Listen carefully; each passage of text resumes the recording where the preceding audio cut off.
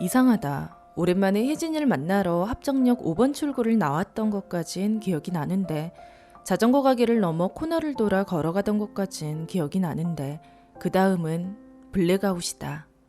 그리고 여긴 어디지? 밖에서 웅웅거리는 소리가 난다. 한 발짝 한 발짝 조심스럽게 걸음을 뗐다. 아득하던 웅웅거리는 소리가 제법 가깝게 느껴진다. 그때 방문 너머 마치 동물의 울부짖음 같은 소리가 들린다. 엄마? 얼른 손잡이를 잡고 문을 당겼다. 엄마 왜? 이유는 모른다. 그냥 엄마가 울부짖고 있어서 나도 눈물이 난다. 가슴이 터질 것 같고 답답하다.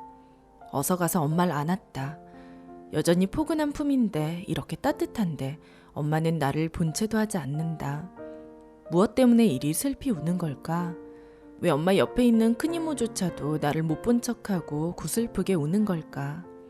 주변을 돌아보니 나를 아른 채 하는 사람은 한 명도 없다. 종석이? 내 초등학교 동창이다. 어릴 때 푸세식 화장실에 한번 빠졌다가 별명이 똥석이가 된 개구진 친구다. 그 옆에는 어라? 진이도 있네? 예전에는 꽤 자주 만나던 친구인데 진이가 아기 낳고 나서는 거의 못 만났다. 아직 아기가 어려 외출이 힘드니 전화통화는 종종 했었는데 아기는 어떻게 하고 나와 있는 거지? 와, 윤지도 보인다. 유학 간다는 소식을 마지막으로 지난 10년간 연락이 닿은 적이 없는데 다들 여기에 모여있네. 그런데 얘네들끼리는 모를 텐데 어떻게 다들 모여있는 거지? 그리고 왜 나한테 눈길 한번 안 주는 거지? 내 새끼야, 아까운 내 새끼야. 엄마가 갑자기 소리쳐 놀란 것도 잠시 삼촌이 엄마를 들쳐업고 나갔다. 뛰는 가슴을 붙잡고 뒤따라 나가다 멈춰섰다. 내 사진. 사진 찍는 게 쑥스러워 그나마도 몇 개 없는 내 독사진. 난 정말 마음에 안 들었지만 엄마는 한사코 예쁘다고 했던 내 증명사진. 그 사진에 너무나 생소하게 검은색 끈 2개가 양갈래로 걸쳐 있다. 아, 지금 여기 내 장례식장인가? 내 죽음을 인정한 순간 답답했던 마음은 오히려 홀가분해졌다. 비록 아무도 들어주지 않고 아무도 눈 마주쳐주지 않지만 나는 볼 수도 들을 수도 있다. 찬찬히 친구들의, 동료들의, 가족들의 마지막 이야기를 들어보기로 했다. 같은 지역에서 초등학교 때부터 고등학교까지 나오다 보니 친구들이 여럿 겹친다. 연락이 끊겼던 친구들까지 많은 친구들이 한 상에 모여 앉아 있다. 대호도 보이고 지선이도 보이고 현아도 보이고 코찔찔이 준수도 보인다.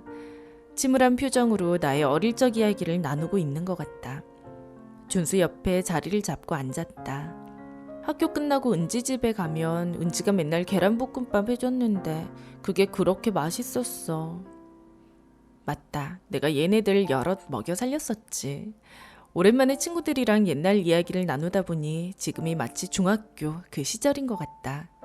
그리고 그 옆 테이블에는 회사 동료분들이 와 있다. 은지 씨한테 너무 미안해. 이게 마지막인 줄 알았으면 나무 프로젝트 내가 마무리할걸. 보름 동안 야근하다 이제서야 끝났는데. 눈물 흘리는 박 팀장님 손을 잡고 이야기해줬다. 팀장님, 사실 처음엔 팀장님이 미웠지만 연차가 쌓일수록 오히려 팀장님 마음이 이해가 됐어요. 저라도 그랬을 거예요. 그리고 저 커피 안 마시는 거 알고 탕비실에 다른 음료수들 채워넣자고 건의해 주신 거 알아요. 고맙지만 고맙다고 말 못해서 미안해요. 가슴 아린 내 첫사랑도 와 있다. 외로이 혼자 테이블에 앉아있구나. 소주 한 병 두고 쓸쓸히 앉아있는 석진이의 앞에 마주 앉았다. 무슨 생각을 저리 골똘히 하는 걸까? 나의 20대 8년을 함께 보낸 내 전 남자친구. 끝내 권태기를 이기지 못하고 이별했지만 20대 반짝이던 내 청춘 옆에는 항상 석진이가 있었다. 눈물을 똑똑 흘리며 고개를 푹 숙이고 있는 석진이에게 말해줬다. 석진아, 너가 진짜 미운 적도 있었어. 특히나 회사 들어가고 힘들다고 하소연했을 때 처음으로 너가 나한테 그만 좀 하라고 했잖아. 그때 너무 서운해서 많이 울었는데 나중에 너도 집안일로 속 시끄러웠다는 거 알고도 사과하지 못했어. 내가 비겁했어. 미안해. 내 20대는 너가 있어서 행복했어. 좋은 추억 많이 선물해줘서 고마워. 은혜가? 중학교 1학년 때부터 단짝이었던 친구다. 그런데 몇 해 전 서로 말다툼을 하고 절교를 했다. 은혜는 나를 나무랐고 나도 그런 은혜가 너무 괘씸했다. 세상에 만날 사람이 이렇게 많은데 얘 안 만난다고 뭔 일 있겠어? 안 그래도 스트레스 받는 일 투성인데 사람한테 스트레스 받기 싫다라며 절교하고 그 후로는 한 번도 본 적이 없다.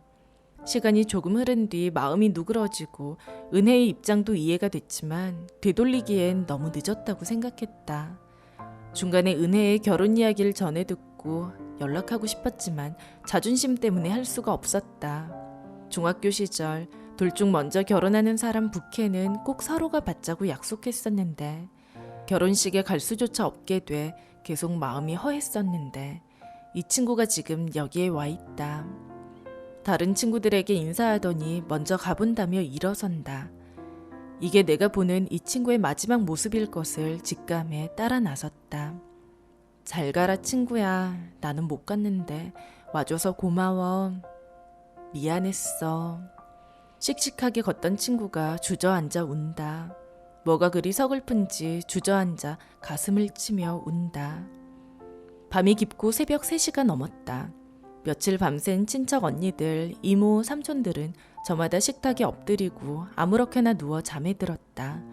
모두가 잠든 시간 단 한 명만 깨어 있다. 우리 엄마. 엄마 나야 은지. 내 목소리가 들린 걸까? 연신 내 사진을 쓰다듬던 엄마가 말했다. 은지야, 우리 은지야. 엄마가 우리 은지 초등학교 2학년 때 말이야. 같이 시장에 나갔다가 너무 예쁜 옷 발견해서 입혀봤잖아. 그때 우리 은지 너무 공주님 같이 예뻤는데 은지도 마음에 들어서 꼭 사고 싶다고 했었는데 엄마 수중에 있던 돈보다 비싸서 엄마가 못 사줬어. 거울 앞에서 이리저리 폼 잡으며 해맑게 웃던 너였는데 막상 입으니까 안 예쁘다고 엄마가 거짓말했어. 그래도 사겠다고 울던 너의 옷을 벗기며 엄마도 마음이 찢어졌어. 그때 그 옷 사줄걸. 은지야, 그 옷 엄마가 사줄걸 그랬어. 우리 은지가 너무 갖고 싶어 했는데 엄마가 그걸 못 사줘서 아직도 마음 한구석에 걸려있어. 엄마가 능력이 없어서 미안해. 그리고 은지야, 그렇게 우리 가엾은 엄마는 나에게 미안했던 것들을 하나씩 꺼내어냈다. 엄마, 어여쁜 우리 엄마, 심성이 착해서 큰 소리 한 번 잘 못 내던 우리 엄마. 엄마가 미안하다고 했던 것들 난 다 까먹었어. 엄마가 준 사랑이 너무너무 커서 나는 기억도 못하고 있었어. 그런데 엄마는 그 많은 일들을 하나하나 가슴에 가지고 왔구나. 그런 것도 모르고 못난 딸은 우리 엄마 가슴에 못 박는 말도 많이 했던 것 같아. 엄마, 내가 더 미안해. 남의 딸들처럼 살가운 딸이 아니라서, 애교 있고 애정 표현 잘하는 딸이 아니었어서, 난 엄마가 내 엄마여서 너무 고맙고 행복했어. 여기에서의 삶은 아주 잠깐이었지만 엄마가 있어서 나 충분히 사랑받았어. 나 이 기억들, 추억들 가지고 갈게. 엄마, 많이 보고 싶고 힘들겠지만 그래도 잘 참고 버텨서 꽃 피는 것도 보고 눈 오는 것도 보고 그렇게 살다가 우리 50년 뒤에 만나자. 내가 이 세상과 작별하는 날 나와 생전 인연이 닿았던 사람들이 다 모인다. 그들은 서로 모르지만 나를 위해 한자리에 모여 내 이야기를 한다. 그들 옆에 가만히 앉아서 나도 옛 추억에 빠졌다가 내 사람들 얼굴 보고 한바탕 웃고 한바탕 울고 그렇게 돌아간다.